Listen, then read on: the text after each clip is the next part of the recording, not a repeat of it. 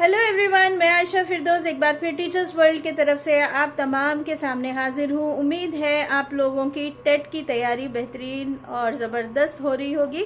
आज का वीडियो जो है क्लासिकल कंडीशनिंग पे है। इवान पावलोव का थियरी है जो आप लोगों ने बीएड में भी पढ़ा है, तो मैं बहुत ही क्रिस्प तरीके से आपको रिवाइज कराऊंगी। तो let's get started, come on let's. तो बेसिकली इवान पावलोव जो है रशियन फिजियोलॉजिस्ट थे और इनको जो है 1904 में नोबेल प्राइज भी मिला था फॉर हिज एक्सपेरिमेंट्स ऑन उन्होंने डॉग पे एक्सपेरिमेंट किया था। एज यू ऑल नो कि ये सारे बिहेवियरिज्म के थियरीज हैं, जैसे आपने थॉर्नडाइक की लर्निंग थियरी देखा and now it is Pavlov, then you will be seeing Skinner and then ये चीजें आपको समझना है कि ये लोगों पूरा बिहेवियरिज्म पे लर्निंग को बेस करते हैं।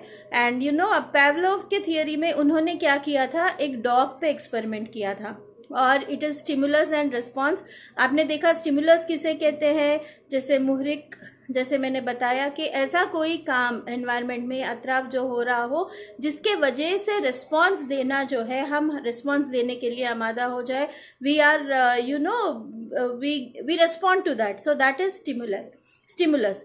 तो उन्होंने कहा कि कुछ चीज़ें ऐसे होती हैं जो नेचुरल स्टिमुलस होती हैं। फॉर एग्जांपल खाने की खुशबू से, बिरयानी के खुशबू से लार का निकलना, अपन सलाइवेट करना, that is a natural response, okay, natural stimulus. तो इसी कंडीशंस को उन्होंने एक्सपेरिमेंटल कंडीशंस में एक डॉग के ऊपर एक्सपेरिमेंट किया था, जहाँ पे उन्होंने खाने को, डॉग का जो खाना है, डॉग फूड को बाहर रखा था एंड ऑब्वियसली जब खाने को देखते ही डॉग को जो है सलाइवेशन शुरू हो गया था। सो ये फर्स्ट सिचुएशन है जहाँ पे it is a natural response and it is like conditioned नहीं है mind, unconditioned stimulus, unconditioned response, it is a natural response. किसी के लिए तैयारी, अब तुम खाने को देखोगे तो सलाइवा निकलेगा, ऐसी कोई तैयारी नहीं थी, बिल्कुल नेचुरल रिस्पॉन्स था जो हमारे साथ भी होता है। फिर स्किनर ने क्या, पावलोव ने ये किया कि घंटी बजाना शुरू की। सो इनिशियली जब बेल बजती थी तो डॉग के ऊपर कुछ भी फर्क नहीं पड़ता था and that bell was like a neutral response, मतलब उससे कोई घंटी का बजना ना बजना उसके सलाइवेशन पे कोई फर्क नहीं पड़ रहा था। So that was one situation. लेकिन जब वो ऐसा कंडीशन करना शुरू करे जहाँ पे खाने के घंटी बजने के साथ साथ खाना भी मिल रहा था कुत्ते को, तो over a period of time उसको ऐसा हो गया कि घंटी की आवाज के साथ साथ जब खाना मिलने लगा तो भी सलाइवेशन शुरू हो गई। ये स्टेज 2 था, मीन्स एसोसिएट कर लिया उसने कि बेल बजते ही खाना भी मिलेगा। So it tuned it's mind accordingly. So this is what is called conditioning. Condition कर लिया बेल बजते ही, जैसे हम लोग भी करते हैं, बेल बजते ही हम हमारे मैथ्स के क्लास को प्रिपेयर हो जाते हैं, लंच ब्रेक के टाइम टिंग टिंग टिंग जो दूसरा बेल बजता है, we associate that now it is lunch time and we all are familiar with home time bell also. It's not only about bell but कई ज्यादा स्टिमुलस होते हैं जो एनवायरनमेंट में, जिसके वजह से हम हमारे जहन को एसोसिएट कर लेते हैं। और एक एग्जांपल अगर आपने कभी पार्क में आपने बैठा है, फैमिली के साथ एंजॉय कर रहे हैं और उसी टाइम कोई गाना प्ले होता है, ठीक है, तो अगर मुसलसिल अगर आपके माइंड में आप एसोसिएट कर लेते हैं कि आपके विजिट को उस गाने के साथ आप जब एसोसिएट कर लेते हैं, नेक्स्ट टाइम जब आप घर बैठे भी उस पार्क को जब याद करेंगे तो वो गाना आपको याद आएगा। So this is what is conditioning, okay. तो हमने अपने माइंड को कंडीशन किया और इवान पावलोव का पूरा एक्सपेरिमेंट इसी पे बेसिस था। अब थर्ड सिचुएशन ये है कि सेकेंड में तो उन्होंने एसोसिएशन की वैल्यू बताई थी। थर्ड कंडीशन ये है, अगर बेल बजना शुरू हो जाए और खाना ना मिले तो सिर्फ बेल बजने पे भी उसको सलाइवेशन शुरू हो जाता, क्योंकि उसके माइंड ने बना लिया था कि जब बेल बजेगा तो खाना भी आएगा। तो एक 3-4 अटेम्प्ट्स में विदाउट इवन फूड बेल के साथ ही उसका सलाइवेशन शुरू हो जाता है। So this is what in 3 steps he has explained. Initial neutral response था, बेल का जो है कोई असर नहीं था उसके रिस्पॉन्स पे। सेकेंड वाले में एसोसिएट किया उसने एंड देन बेल के साथ साथ खाने पे भी उसका सलाइवेशन शुरू हो गया। थर्ड में विदाउट फूड ऑल्सो बेल के साथ उसका सलाइवेशन शुरू हो गया। अब इसमें आगे चल के स्टेजेस है, जस्ट इमेजिन अगर सिर्फ बेल बजता रहे और 2-3 बार 4 बार 5 अटेम्प्ट्स के बाद उसको खाना ना मिले तो उसका रिस्पॉन्स क्या होगा, विल इट गेट। तो यहाँ पे उन्होंने कहा कि एवर्सिव रिएक्शन हो जाएगा, मतलब वो समझ जाएगा कि बेल तो बजेगा लेकिन खाना नहीं मिलेगा, so it will not attempt. So ये एक चीज है एवर्सिव रिएक्शन। और कभी फिर 6th या 7th टाइम उसको आप फूड रख दो तो स्पॉन्टेनियस रिकवरी हो जाती है। तो ये स्टेप्स Pavlov ने सिखाया and it is like very interesting and you can associate with your real life situations also and it is classical conditioning theory. And मैंने सारे इंपॉर्टेंट पॉइंट्स बता दिए, इंपॉर्टेंट टर्मिनोलॉजीज ये है, unconditioned stimulus, unconditioned response, conditioned stimulus, conditioned response, neutral stimulus. जैसे initially bell जो है neutral था, it is not affecting in any way, secondly it was associative. तो ये सारी चीजें रिवाइज करिए और कुछ क्वेश्चन सॉल्व करिए, hopefully you are clear in this now. And Thorndike का भी आपने लर्निंग थियरी देखा। Don't forget to like, share, comment and subscribe and share it with all your friends who are appearing for TET, C TET या जो भी TET exams है, आपके BEd में भी ये सारी थियरीज आती हैं। So signing off, Aisha Firdaus. Hello friends, चलो डिस्कस करते हैं पावलोव्स क्लासिकल कंडीशनिंग। इसमें आपको रखने हैं conditioned stimulus, unconditioned stimulus, conditioned response, unconditioned response, neutral response, delayed response, aversive behaviour. जैसे आप जानते हैं कि टीचर्स वर्ल्ड के टेट सीरीज़ के प्लेलिस्ट में आपको पूरे टेट से रिलेटेड, चाहे एपी टेट, यूपी टेट, कोई भी टेट हो, आप टीचर रिलेटेड एग्ज़ाम या फिर आप ऑलरेडी एग्जिस्टिंग टीचर हो तो भी ये सारे थियरीज आपको एक बार रिकॉल हो जाएंगे। तो watch definitely till the end. Don't forget to like, share, comment and subscribe and share with your friends. Okay, तो चलिए आगे बढ़ते। 1904 में इनको जो है इवान पावलोव नाम से जो रशियन फिजियोलॉजिस्ट है उनको नोबेल प्राइज मिला था। और उनका एक्सपेरिमेंट था कि ये डाइजेस्टिव प्रोसेस ऑफ डॉग्स, उन्होंने कुत्ते पे एक्सपेरिमेंट किया है। जैसे आपने देखा है थॉर्नडाइक में बिल्ली था, बिल्ली जो है उनके पजल बॉक्स में था। अब फिलहाल इवान पावलोव ने कुत्ते पे एक्सपेरिमेंट किया है सलाइवा पे, लार टपकने पर। जैसे कि खाने को देखकर तो लार टपकता है, लेकिन एक टाइम पे जो है बंदा जो खाना लेकर आता है, जो केयर टेकर है, उसके कदमों की आहट से भी, फुट स्टेप से भी लार टपकना शुरू हो जाता है। तो ये बेस बना उनके जो है एक्सपेरिमेंट। तो आप जैसे स्क्रीन पे देख रहे हैं ये सारा सेटअप उन्होंने क्रिएट किया और स्टडी करने के लिए कि रिस्पॉन्स और स्टिमुलस और रिस्पॉन्स के बीच में कनेक्शन क्या है। एंड देन कंडीशन स्टिमुलस क्या होता है, अनकंडीशन स्टिमुलस क्या होता है। फॉर एग्जांपल जैसे मैंने बताया, स्टिमुलस का मतलब है मुहरिक, ओके, जिसके वजह से आपका रिस्पॉन्स देना लाजमी हो जाता है। ठीक है, चाहे वो यहाँ पे जैसे स्मेल ऑफ द फूड है, जैसे थॉर्नडाइक के उसमें फिश की स्मेल थी, ठीक है, तो उसको देख के जैसे लार टपकना शुरू हो जाता है, या फिर हमारा जो रिस्पॉन्स है शुरू हो जाता है। गर्मी होते ही हम पंखा डालते हैं तो गर्मी जो है स्टिमुलस है, स्टिमुलस है। ठीक है, तो ये चीज़ हमको समझना है। उनका पूरा एक्सपेरिमेंट इसी पे है। कई बार ऐसा होता है कि कुछ चीज़ों को देखकर हमारा रिस्पॉन्स हम जो है नेचुरली रिस्पॉन्ड करते हैं, उसके लिए जहन का बनाना ज़रूरी नहीं है। तो इनके एक्सपेरिमेंट में मेनली कंडीशनिंग है, का बनाना, जहन का बनाना, कोई भी चीज़ के लिए जहन का बनाना जो है कंडीशनिंग है। तो कुछ चीज़ें ऑलरेडी अपने जहन में बनी हुई होती हैं, जैसे खुशबू, खाने की पकवान की खुशबू से हम नेचुरली हमारे मुंह में लार टपकना शुरू होता है। सो that is a natural response, natural response. इसमें किसी ने ट्रेन नहीं किया, जहन को बनाया नहीं है। ठीक है, तो उनका ऑब्जर्वेशन ये था कि कुछ चीज़ें नेचुरली हमको रिस्पॉन्स क्रिएट करती हैं, वो नेचुरल स्टिमुलस है।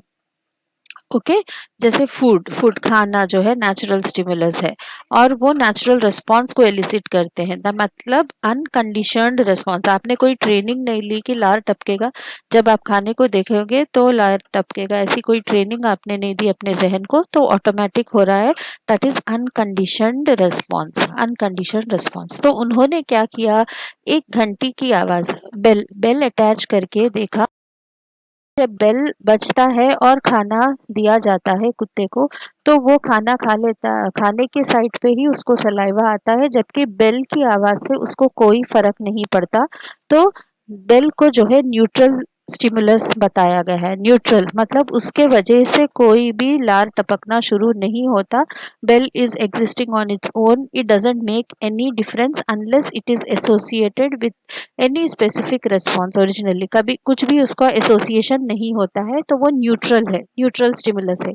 ओके सो बेल जो है, अगर कुत्ते को उन्होंने कंडीशन किया था कि बेल की आवाज और खाना साइमल्टेनियसली दिया जा रहा था, जब खाना दिया जा रहा था तो बेल की आवाज भी बज रही थी, तो स्लोली स्लोली ऐसा हुआ कि कुत्ते के दिमाग में एसोसिएशन हो गया कि बेल के साथ भी उसने एसोसिएट कर लिया और उसको लार टपकना शुरू हो गया।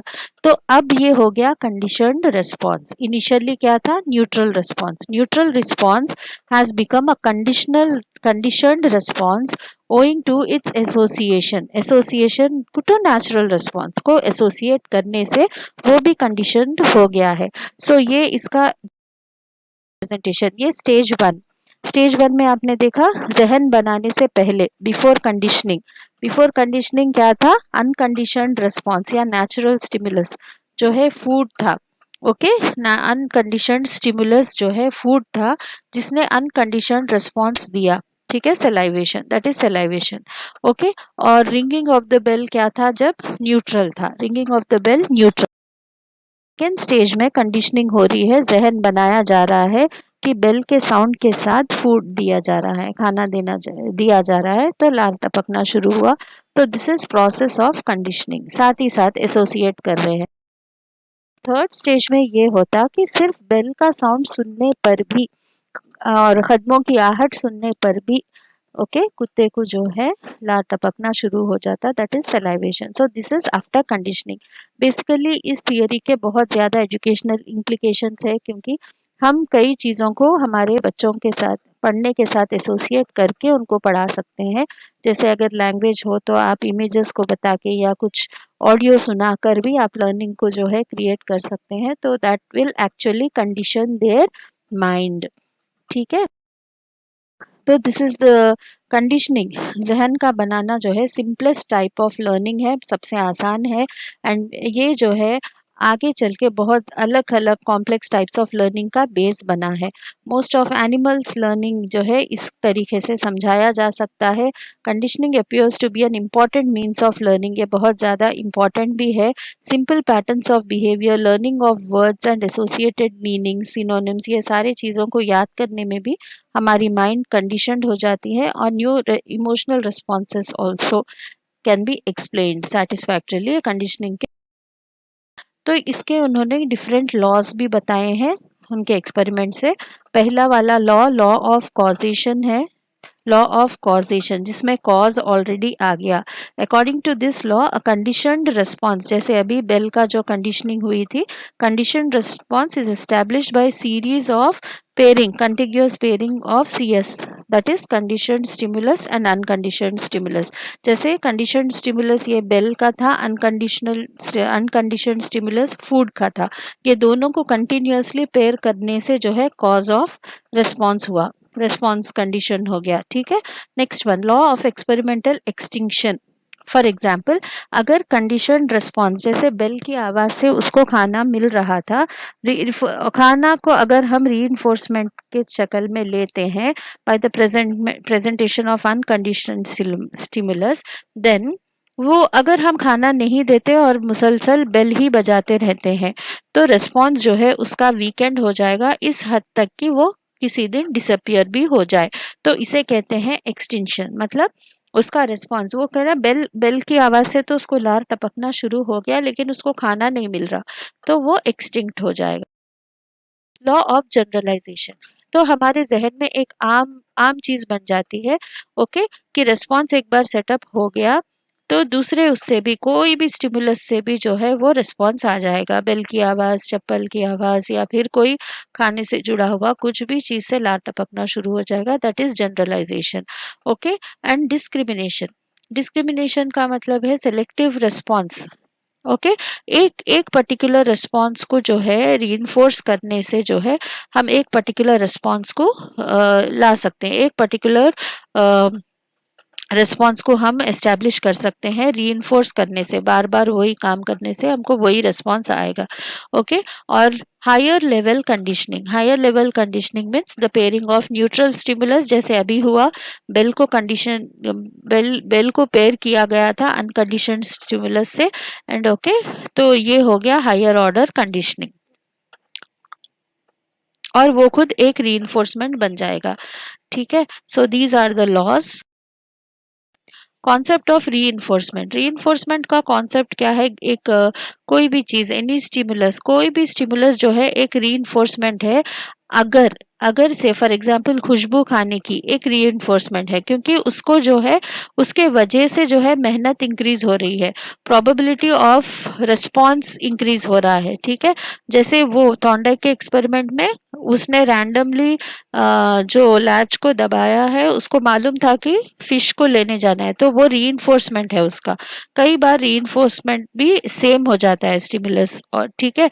सो ये है, इंक्रीज करता है रिस्पॉन्स को। फॉर एग्जाम्पल ये पैवलो के एक्सपेरिमेंट में आप देखेंगे, food was presented immediately after the dog heard the bell and started salivating. तो इमीडिएटली जब प्रेजेंट किया जा रहा था तो increase the occurrence of conditioned response, तो सलाइवा को ज्यादा बढ़ाने, ज्यादा सलाइवा सेक्रेट हो रहा था जब ज्यादा बेल बजा जा रहा था, क्योंकि फूड जो है रीइंफोर्समेंट था उसका, ठीक है।